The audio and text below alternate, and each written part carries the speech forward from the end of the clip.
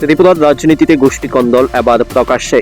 দাদার রাজনীতি শব্দে এবার সুশাসনের বিভিন্ন রাজ্যের মুখ্যমন্ত্রীর ফ্ল্যাক্স ছিঁড়ে ফেলা হচ্ছে রাজ্যের বিভিন্ন জায়গাতে। সেই ছবি সামাজিক মাধ্যমে ঘুরপাক করছে।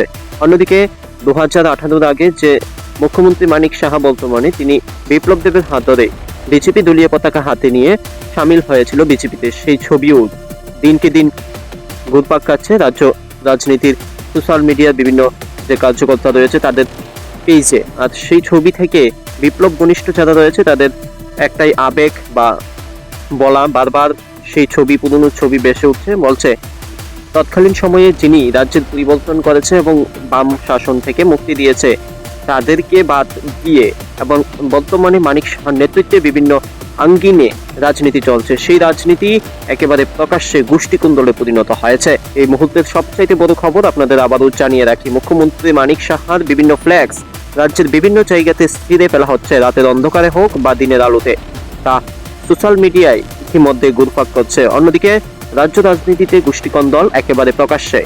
মুখ্যমন্ত্রীর এক বক্তব্য যে দাদার রাজনীতি এখন চলবে না, সেই বক্তব্যকে ঘিরে রাজ্য রাজনীতিতে তোড়জোড় শুরু হয়ে গেছে।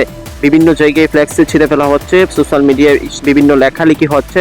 রাজ্য রাজনীতির পরিবর্তনে কি বড় ধাক্কা আসছে? সময় সেটা বলবে। দেখতে থাকুন অল টাইম খবর 24।